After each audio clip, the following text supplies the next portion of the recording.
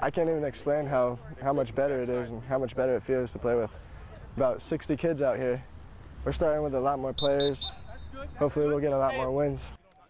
The logo on the helmet is the same, and the purple jerseys worn by the players are the same. But this year's Cathedral Panther football team is a completely different animal.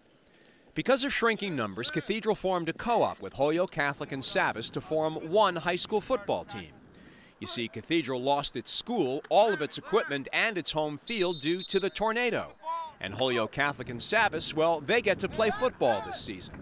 It was a win-win situation for all three schools. Without this co-op, we probably wouldn't have a team. I mean, and you know, seeing all these guys that are here last year on Thanksgiving, I think we had 12 or 13 guys who could actually play in the game without injury. So seeing all these 60 kids out here is just really special to us, the coaches, everybody who's in the program. I had a big smile on my face. My AD came up to me, said, "Quincy, guess what?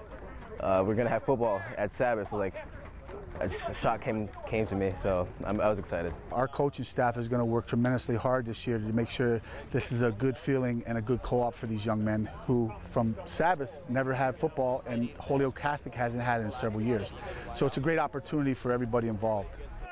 The Cathedral football team has received a lot of help on the long and winding road back it's had to travel.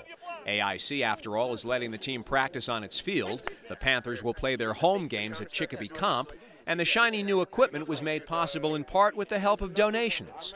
The excitement and anticipation that Cathedral's football program is experiencing is a far cry from last year's season-ending Thanksgiving Day game against Westfield, when Cathedral finished its season with just 14 players on the field.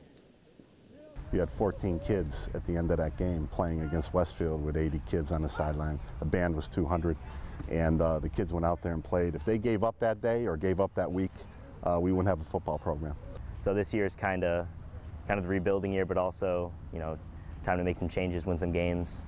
Well, it's my senior year, so a lot of the changes, I'm not really happy with it, but we just got to deal with it, and playing football takes my mind off of it a lot, so.